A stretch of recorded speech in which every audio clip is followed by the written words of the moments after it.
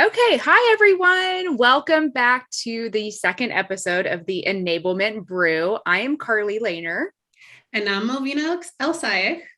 and we are so excited that you guys decided to join us for our second episode.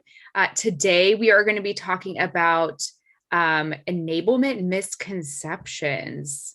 There's a Yes. lot out there. I mean, there are so many things that people think enablement does and is, but it's just not true. Yeah. Um, but first of all, before we get started, Malvina, what is in your cup today? I think I have the same cup as last time, but this time it's a coffee. Nice. Okay. I actually have Second one of the coffee as day. well. Yeah. So I know last time I think I said I only drink one cup, but it's going to be a long day. So I have a new Oh, cup. and that is a Um, gorgeous cup. I got this from the Isle of Skye. My husband and I went there for holiday a couple weeks ago, and I have just a black Americano in there. So Very nice. Very nice. Very yeah, pretty. it's gonna be a long day. So 2 cups of coffee. So let's get started. So when you think about enablement misconceptions, like what's the first thing that comes to your mind? PowerPoint. Oh my gosh. Literally, that is the first thing that comes to mind because a lot of people out there, even people that I love very dearly, right? Like they think enablement, they think, oh, we are just sitting and literally putting together PowerPoints all day for internal trainings. Do you get that? Um, yes, I would say where my mind went for that was building decks for salespeople for their Yeah. meetings. Um, that like we're not like a deal desk. Hmm. So when I had people who would come up to my desk and be like, I have a big meeting with insert large logo here. Can you help me build some slides for it? I'm like, no, I cannot. You know why? Because I don't have any sort of formal design experience. I'm just as skilled in PowerPoint as you probably are. And Yeah. hashtag that's not my job.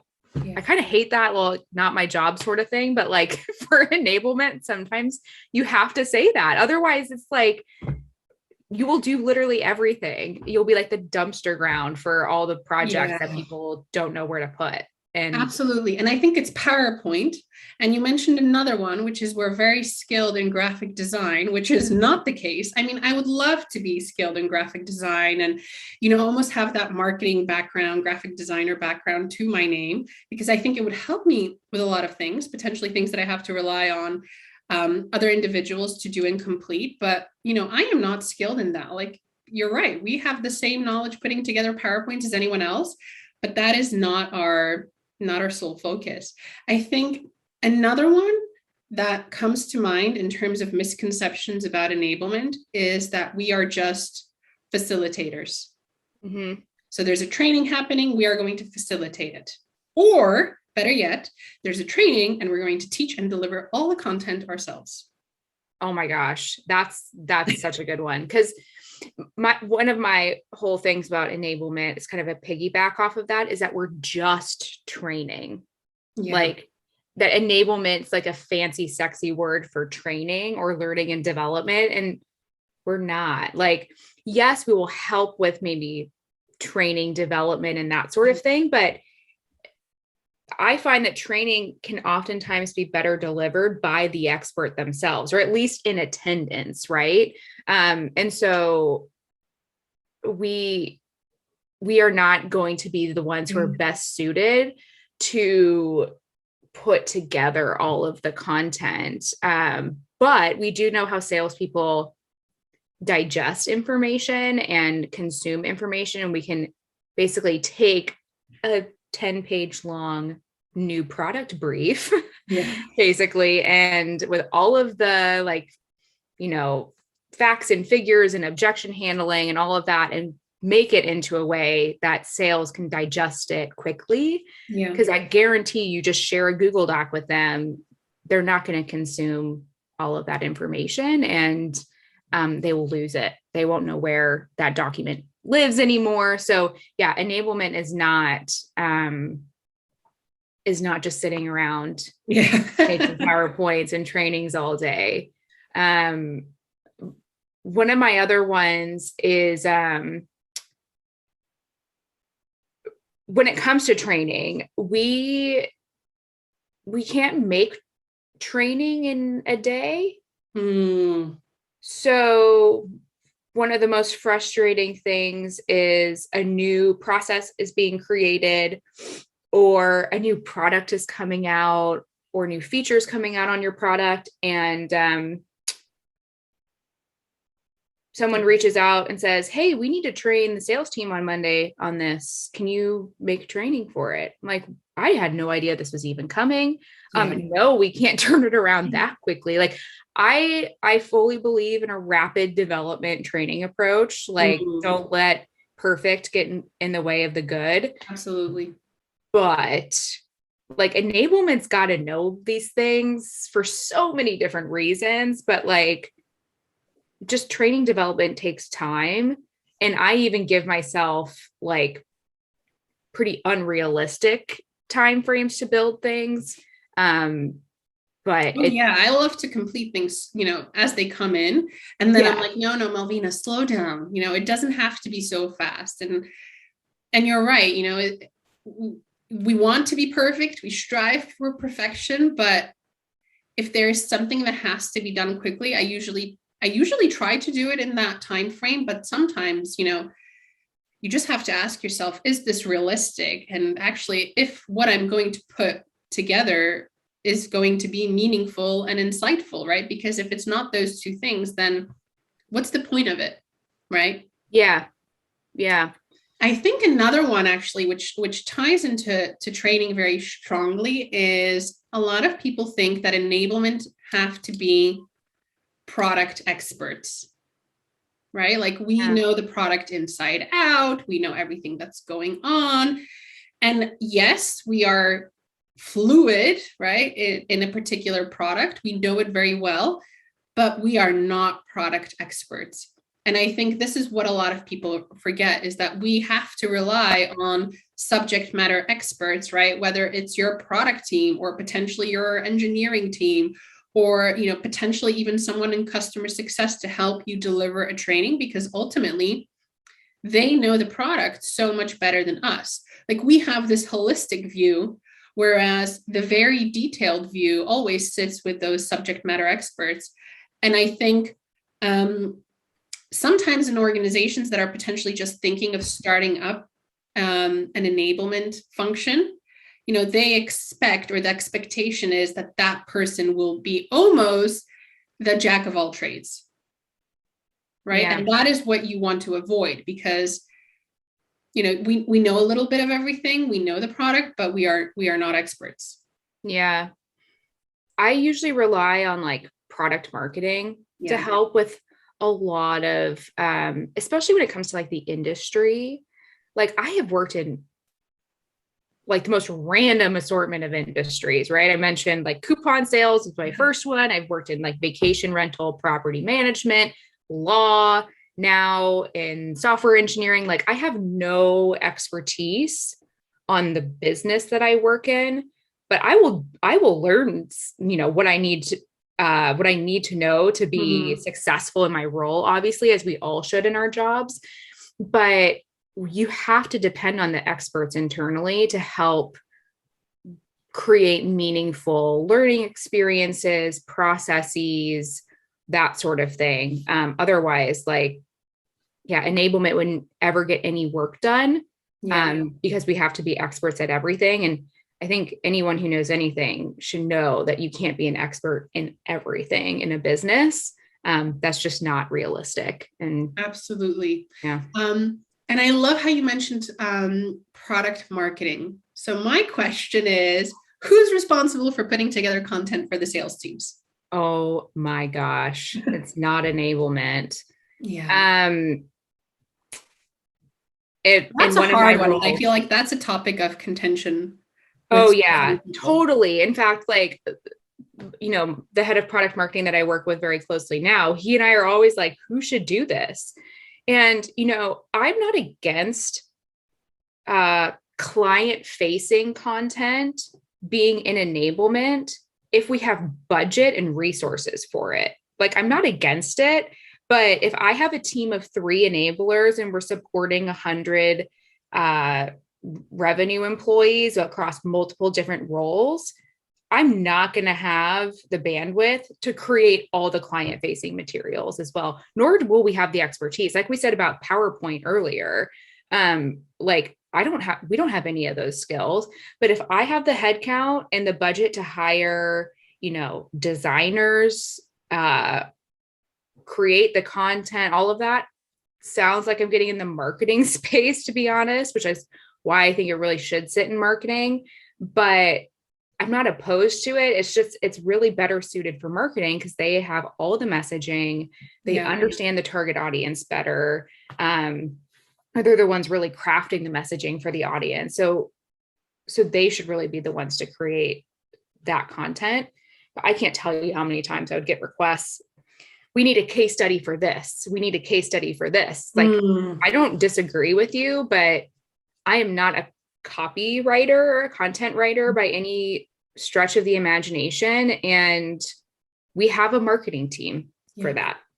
Yeah, absolutely. And I think case studies is an interesting one because the question is the responsibility of case studies on marketing? Is the responsibility of case studies on the individual sales teams? Is the responsibility on the customer success team? And I think case studies are a unique one, but I think it is a little bit of a group effort, right? Totally. Like if I'm a salesperson and I closed a deal and I know that the customer is very happy, he purchased it for X, Y, and Z. Those reasons are very clear. The pains that they were experiencing or have are very clear. And I know what our product is solving, right? Myself as a salesperson, in that instance, I would actually flag it up to the customer, later down the line, after you onboard, would you be happy to provide some sort of testimonial for us, right? And then what the client says, yes, awesome. Collaborate with marketing. Let's get that done, right? Similarly with customer success, if you're doing a QBR with a customer and they're very happy, everything is going according to plan, ask them, are you happy to give a testimonial, right? Are you happy to share your experiences? And we're not always talking about a full-blown case study of 2 pages, right? Sometimes all you need is a paragraph, a sentence, a video, a chat that I can record and marketing can then repurpose, put it on the website. Or, hey, if you don't want to put your name on something, you can always have an anonymized case study and that's absolutely fine, right? Yeah. But I think the responsibility lies a little bit with everyone. I agree. And sales is always the first one to say we need more case studies, but it's always really difficult for us support professionals to get them to collaborate with us on them. So, salespeople and customer success people, if you are tuning in, like you guys are the best line for those stories. So please work with your marketing and enablement teams. And you have the relationship, right? Yeah. Like you have the relationship. You have been speaking to, one stakeholder, 2 stakeholders for a period of, 3 to 6 months, right? Like you built that relationship. I'm sure you know what their kids' names are, right? And where they went on holiday, right? Like you are in that position to actually to ask for it. And then it is a matter of collaborating. And I think that is also another misconception, right? Like sales enablement is not standalone, and our success depends on how well we're able to collaborate with other departments and how well those departments are able to collaborate with us, right? Yes, I think you put it perfectly. I was talking to someone who just joined our company on the marketing team, and I was kind of explaining to her what we do in enablement. And she said, so it sounds like you are the bridge between sales and marketing. And I said, yes, we absolutely are. But also we can be the bridge between sales and product, sales and IT. We can basically be the connector with all of these different departments and the sales or revenue organization, because everyone wants the attention of salespeople all the time. And enablement is really the best suited team to play like traffic cop and quarterback on like what information gets put in front of sales and when and how, because everyone thinks that their announcement is super important. Yeah. But we also really need our salespeople to focus on selling and being successful. Because if they're not successful, we don't have jobs. So at the end of the day, it is that simple. So enablement, I think, is really, really well suited for that. And, you know, like you said, like we're only going to be as successful as the other teams in the business are willing to work with us. Because like I said, we're all in this together, but those relationships internally are like paramount to the success of the enablement function. Absolutely. And I think on that point, I think a big part of my role, or what I try to do also, is to have that view into the meetings that are being done, right? Into how we're doing demos, into how we're running a discovery, looking at where we're really struggling, right? If we're struggling a lot in the discovery stage and we're really not able to progress to the next stage, I want to know, what is causing that, right? Is it because we're not asking enough questions? We're showing the product a lot too early without actually understanding the pains? Yeah. Is it because potentially later down the sales process, we have uncomfortable pricing conversations and our sellers don't feel comfortable, talking about pricing, right? And actually positioning the value of our product. And I think that is so key to an enabler's role, right? Is to understand what is going on, and then on the basis of that, really closely look and make suggestions as to what we can do to potentially alleviate some of those pains, right? And we're not always going to have all the answers. Like there are certain trainings that we're able to run ourselves because we've been trained on something in the past ourselves. We have the confidence and the skill set, but I never shy away from asking for help from, third parties, right? Like Oh, if we yeah. need to put together a negotiation course, I'm probably not going to be the best person to deliver that. And then I will work with the outside to actually bring someone in, and to help us address some of the challenges that we're seeing. But I think so much of our role really boils down to listening, seeing, hearing, and then being able to make those proactive suggestions, right? Because what ends up happening, and it's easy for this to happen, is that enablement becomes this closet of broken things, right? Anything that is broken just ends up in enablement, and it's like, fix it, right? Yeah. Which is fine to a certain degree, but you want to bring that proactive element to it as well. Yeah. I think it's super important to make sure that whatever you work on in enablement, like, is truly a priority at like the highest level that you can possibly get to in the organization, and that you can measure like what you're doing. Like, so your example of we're not converting our discovery calls into follow-up meetings or whatever, you can clearly measure how you're doing now and how when enablement comes in and how we're doing after. And I think it's really important that we kind of start thinking about enablement from a metrics perspective as well. And we'll obviously, that'll be a whole conversation that we have separately, but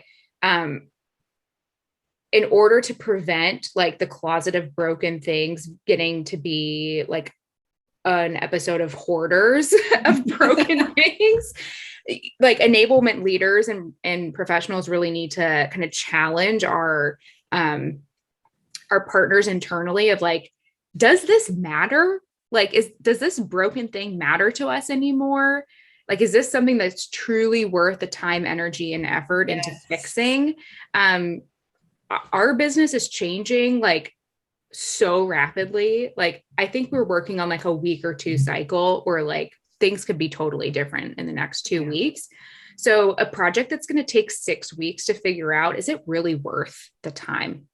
And so there's a lot that we can do in terms of like triaging and project managing all of the requests we get. And I think that's one of our topics is like, triaging the Yeah. requests. But yeah, that's a whole full-time job in and of That is, itself. that is.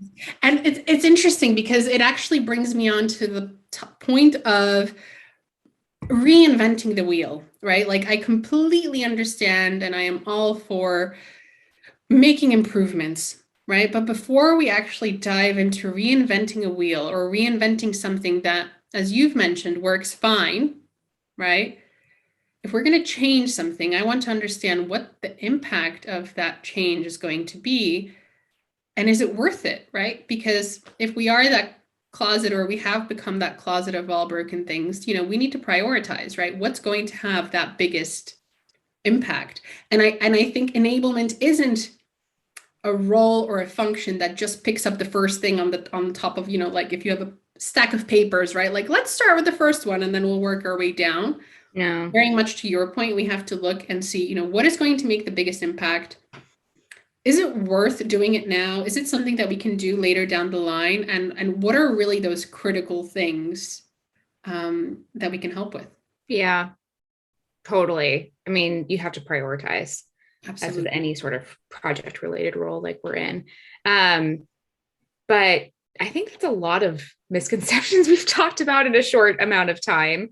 But yeah, enablement really is more than just training. We're more than just PowerPoint wizards. And I wouldn't even call us wizards. We're just an average user of Average PowerPoint, just like gal. everyone else. Yeah. Um, there's so much more to enablement. So I really hope for those of you tuning in that this chat kind of shed some light on the fact that we are a lot more than what people think we are, but also we can't do everything. And I think that's probably the most important thing to take away is enablement. We aren't Janes of all trades or Jacks of all trades, but we can be really strong in a bunch of different areas, but we also need support in order to do a lot of those different things. So, yeah, I thought this was a fun chat. Yeah, this is a Okay. good one. And I think we Yeah. actually have an episode coming up where we talk about charters and how do you actually map out what it is that enablement does to avoid a lot of what we've been talking about today. So that'll Yeah. be an exciting one. I know. I think that's I love the whole charter, no charter concept. I've operated in both different worlds. Um, but I definitely have an opinion on what I think for that. So Ooh, yeah, I think that should probably be next week's episode is the yeah. charter or no charter. I know it follows nicely with this one. Well, Yeah. anyway, Carly, great seeing you. You as well, Malvina. Always good to chat. And For sure. thanks again, everyone, for tuning in to episode 2 of the Enablement Brew. And we will see you next time.